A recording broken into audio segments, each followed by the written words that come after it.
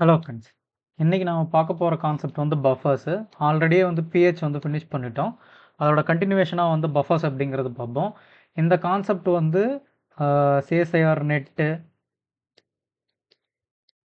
Gate life sciences இல்ல GATE biotechnology எல்லா பேப்பர்ஸ்க்குமே வந்து இந்த கான்செப்ட் அப்படிங்கிறது ரொம்ப இம்பார்ட்டன்ட். ஸோ பஃபர் அப்படிங்கிற வேர்டுக்கு வந்து மீனிங் வந்து to resist changes. To resist changes. So நமக்கு வந்து ஏன் இந்த வந்து பஃபரை பற்றி வந்து படிக்கணும் அப்படின்னா வந்து பயோகெமிஸ்ட்ரியில் வந்து all biochemical reactions are pH sensitive. So ஒரு பயோகெமிக்கல் ரியாக்ஷனுக்கு 3 திங்ஸ் வந்து ரொம்ப முக்கியம். pH, substrate concentration,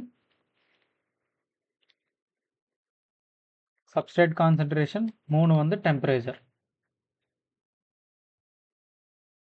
so pH அப்படிங்கிறது வந்து ஆப்டிமல் pHல தான் ஒரு பயோகெமிக்கல் ரியாக்ஷன் அப்படிங்கிறது வந்து எஃபிஷியண்ட்டாக வந்து நடக்க முடியும்.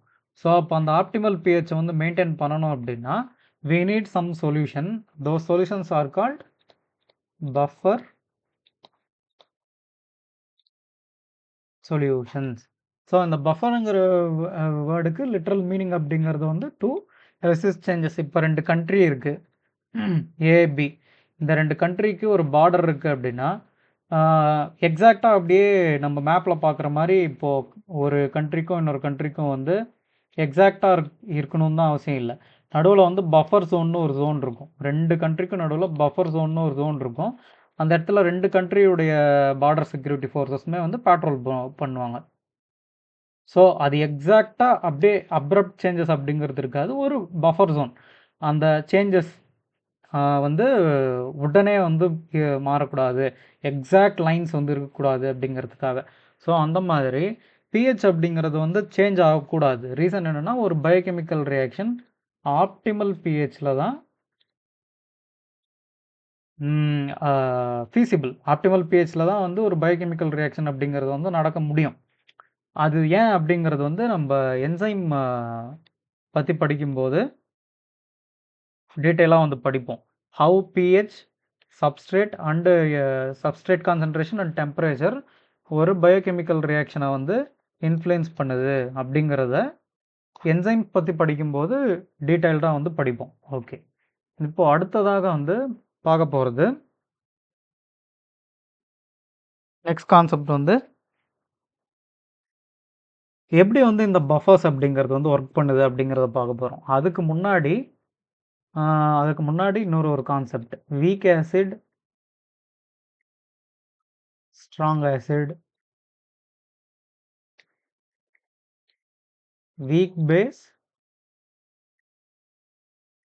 Strong base. இதை பற்றி வந்து தெரிஞ்சுக்கலாம். ஃபஸ்ட்டு இப்போ ஒரு ஸ்ட்ராங் ஆசிட் அப்படின்னா லைக் ஃபார் எக்ஸாம்பிள் HCl இல்லாட்டி H2SO4 இதெல்லாம் வந்து நீங்கள் வாட்டரில் நம்ம ஆட் பண்ணுறோம் அப்படின்னா கம்ப்ளீட்டாக டிசோசியேட் ஆகிடும். HCl 2 grams போடுறோன்னா H+ ஆகும் Cl- ஆகும். கம்ப்ளீட்டாக இந்த 2 grams-ம் இப்படி ட்ரான்ஸ்ஃபர் மாறிடும். H+ ஆகும் Cl- ஆகும் மாறிடும். H2SO4 வந்து H+ HSO4- வந்து கம்ப்ளீட்டாக டிசோசியேட் ஆகிடும். 2 grams-னா 2 grams இப்படி மாறிடும். பட் ஸோ கம்ப்ளீட்டாக டிசோசியேட் ஆகிறதுக்கு பேர் வந்து கம்ப்ளீட்டாக தன்னோட ப்ரோட்டான்ஸை H+-ஐ வந்து லூஸ் பண்ணக்கூடிய அந்த ஆசிட்ஸ் அதுக்கு வந்து ஸ்ட்ராங் ஆசிட் அப்படின்னு சொல்லிட்டு நேம். ஸோ ஒரு ஆசிட்னா என்ன, அது வந்து H+-ஐ லூஸ் பண்ணணும், அதுதானே ஆசிடு. H+-ஐ லூஸ் பண்ணணும். இது வந்து ஆசிட்டுக்கும் பேசஸ்க்கும் 3 சயின்டிஸ்டோட டெஃபினிஷன் அப்படிங்கிறது இருக்குது. ஹரினியஸ், பிரான்ஸ்டட் லௌரி, அதுக்கடுத்து லீவிஸ் அப்படின்னு சொல்லி 3 சயின்டிஸ்டோட டெஃபினிஷன் அப்படிங்கிறது இருக்குது. ஆக்சுவலாக எலக்ட்ரான் அக்செப்டார் தான் வந்து ஆசிட். அதுதான் வந்து ப்ராப்பராக எல்லாராலையும் அக்செப்ட் பண்ணப்பட்ட ரொம்ப ஒரு ப்ராப்பரான ஒரு டெஃபினிஷன்னா எலக்ட்ரான் அக்செப்டார் வந்து ஆசிடு. எலக்ட்ரான் டோனார் வந்து பேஸ். ஸோ நம்ப இப்போ pH வந்து பத்தி புரிஞ்சுக்கிறதுக்காக, பஃபர்ஸ் பத்தி புரிஞ்சுக்கிறதுக்காக, பயோகெமிஸ்ட்ரி பாயிண்ட் ஆஃப் வியூல ரொம்ப சிம்பிளா H+ வந்து ரிலீஸ் பண்ணக்கூடியது ஆசிடு. OH- வந்து ரிலீஸ் பண்ணா பேஸ். இந்த மாரி வந்து புரிஞ்சுப்போம். டெஃபினட்டா இந்த எலக்ட்ரான் கான்செப்ட்டுமே நமக்கு யூஸ் ஆகும். நம்ப மேல மேல நெறைய ப்ராப்ளம் சால்வ் பண்ணும்போது யூஸ் ஆகும். சிம்பிளா புரிஞ்சுக்கிறதுக்காக இந்த H+OH- வந்து வச்சுப்போம். ஸோ H+ வந்து ரொம்ப ஈஸியா ரிலீஸ் பண்ணக்கூடியத, அதாவது கம்ப்ளீட்டா ரிலீஸ் பண்ணக்கூடியத வந்து ஸ்ட்ராங் ஆசிட்ன்னு சொல்லுவோம். வீக் ஆசிட் அந்த மாரி கம்ப்ளீட்டா வந்து ரிலீஸ் பண்ணாது. For example acetic acid CH3 COOH. இது டிசோசியேட் ஆச்சு அப்படின்னா CH3 COO- ப்ளஸ் H+ அதான் வந்து டிசோசியேட் ஆகும். இப்போ இது 2 கிராம்ஸ் இருக்குன்னா 2 கிராம்ஸும் வந்து CH3 COO+ H+ போகாது.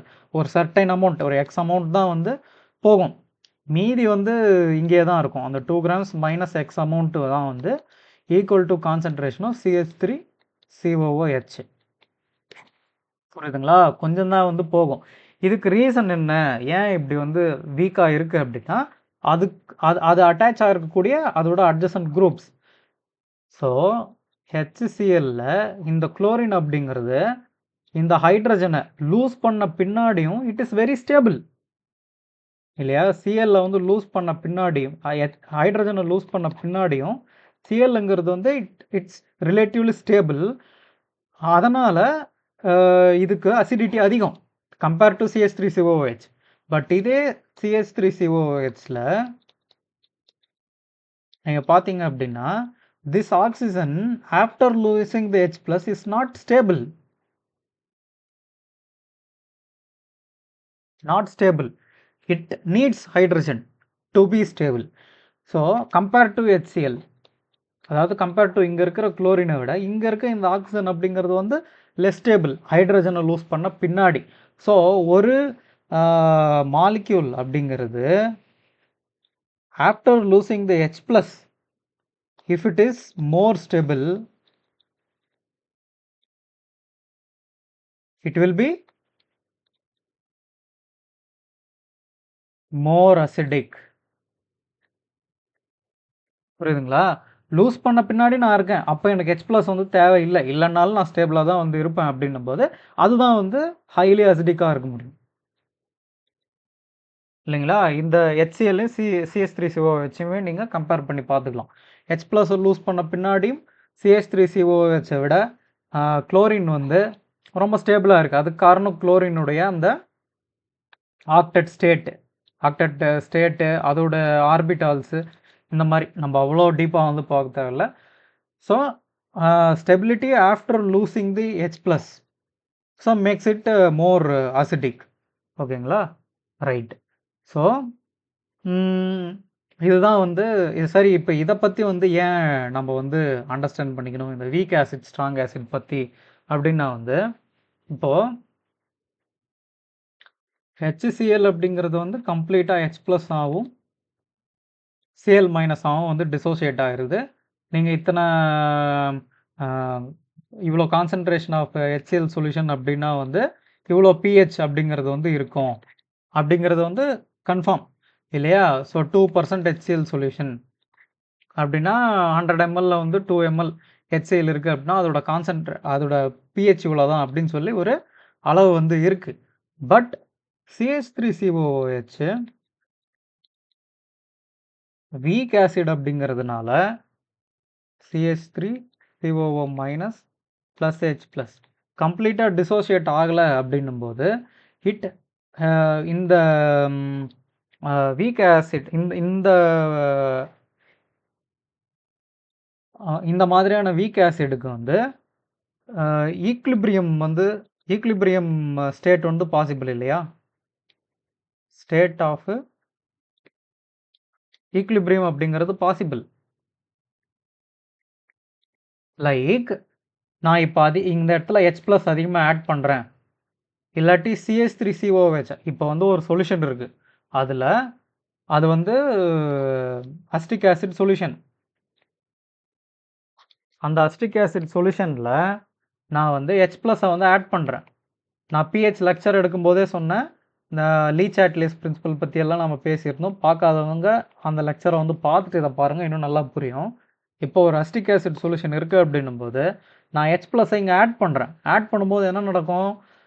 லீச் பிரின்சிபல் படி ரியாக்டன்ட் சைட்லேருந்து ப்ராடக்ட் சைடுக்கு ரியாக்ஷன் மூவ் ஆகுமா? CH3COO ப்ளஸ் H ப்ளஸ் இந்த சைடில் இருந்து CH3COOH சைடுக்கு வந்து ரியாக்ஷன் அப்படிங்கிறது வந்து மூவ் ஆகும். ஓகேவா? அப்படி மூவ் ஆகும்போது அதாவது நான் H ப்ளஸ் ஆட் பண்ணுறேன். H ப்ளஸ் ஆட் பண்ணும்போது pH குறையணும், அசிடிட்டி அதிகமாகணும். pH அப்படிங்கிறது வந்து குறையணும்.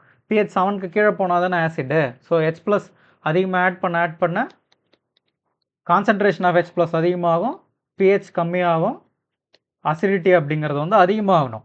ஆனால் அது நடக்காமல் CH3COOH அதிகமாக ஃபார்ம் ஆகுது. So it has the property of buffering. But இதே take the case of HCl which dissociates completely. H plus ஆகும் Cl minus ஆகும் கம்ப்ளீட்டாக டிசோசியேட் ஆகுது. இப்படி ஒரு HCl சொல்யூஷன் இருக்குது. நான் இதில் கொண்டு வந்து H ப்ளஸை வந்து ஆட் பண்ணுறேன் அப்படின்னா இது திரும்பவும் HClஆக வந்து கன்வெர்ட் ஆகுமா? ரிவர்சிபிள் ரியாக்ஷன் பாசிபிளா? இம்பாசிபிள். ஸோ இதுலேருந்து நமக்கு என்ன தெரியுது?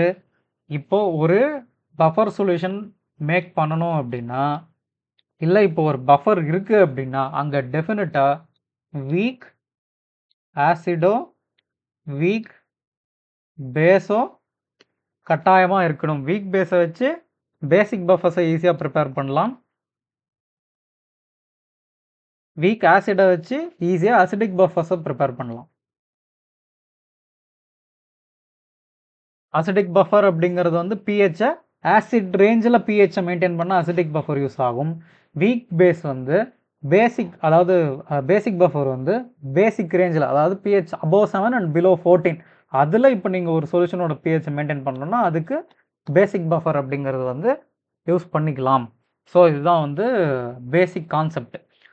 ஸோ இந்த பஃபர் அப்படிங்கிறது வந்து எப்படி ஒர்க் ஆகுது, இதோட மெக்கானிசம் என்ன அப்படிங்கிறது வந்து பார்ப்போம். இது ஆல்ரெடி சொன்னது தான், இன்னொரு முறை சொல்கிறேன். ஃபார் எக்ஸாம்பிள் CH3COOH இருக்குது அப்படின்னா இது CH3COO மைனஸ் ஆகும், H ப்ளஸ் ஆகும் வந்து இருக்குது. நான் H ப்ளஸை வந்து போடுறேன், ஆட் பண்ணுறேன். ஆட் பண்ண என்ன நடக்கும்? இந்த ரியாக்ஷன் அப்படிங்கிறது வந்து பின்னோக்கி வந்து மூவ் ஆகி CH3COOHஐ வந்து ஃபார்ம் பண்ணும். ஸோ இப்போ ஒரு கட்டம் வரைக்கும் இந்த H ப்ளஸை வெளியே நான் அதிகமாக ஆட் பண்ணக்கூடிய H ப்ளஸை அக்காமடேட் பண்ணுறதுக்கு CH3COO மைனஸ் இருக்கும்.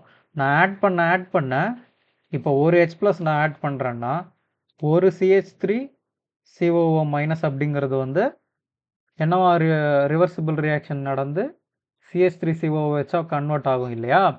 So based upon the availability of this molecule of this CH3COO minus அது ரிவர்சிபிள் ரியாக்ஷன் அப்படிங்கிறது நடக்கும்.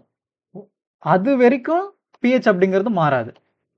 கம்ப்ளீட்டாக இந்த CH3COO மைனஸ் அப்படிங்கிறது டு மேக்ஸிமம் எக்ஸ்டென்ட் இது ஃபினிஷ் ஆகிற வரைக்கும் pH சேஞ்சஸ் அப்படிங்கிறது வந்து நடக்காது.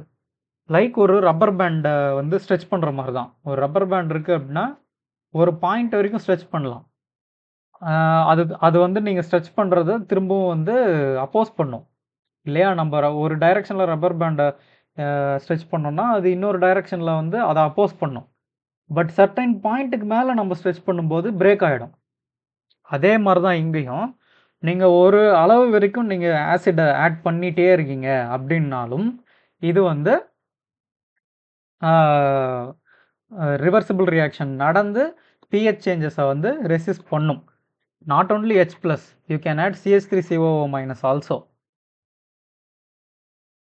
இதை கூட நீங்கள் ஆட் பண்ணலாம். இதை வந்து காஞ்சுகேட் பேஸ்ன்னு சொல்லுவாங்க. Sorry, conjugate base. அப்படின்னு சொல்லிட்டு சொல்லுவாங்க. This is called conjugate base. அதாவது ஒரு ஆசிடு அதோட H+ லூஸ் பண்ணதுக்கு அப்புறமா ஒரு ஆசிடு அதோட H+ வந்து லூஸ் பண்ணதுக்கு அப்புறமா மீதி இருக்கக்கூடிய அந்த பார்ட்டுக்கு வந்து கான்ஜுகேட் பேஸ்ன்னுவாங்க. பேஸ்னா என்ன? Electron donor. இங்கே வந்து 2 எலக்ட்ரான் இருக்கு. அதை H+க்கு டொனேட் பண்ணி ரிவர்சிபிளில் CH3COOH வந்து கன்வெர்ட் ஆகும். ஸோ நம்ம அதை வந்து கான்ஜுகேட் பேஸ் அப்படிங்கிறோம். லைக்கு CH3COOH இருக்கு. இதில் CH3COO மைனஸ் ப்ளஸ் H+. இந்த CH3COO மைனஸ் அப்படிங்கிற இது வந்து வீக் ஆசிட், இது கான்ஜுகேட் பேஸ்.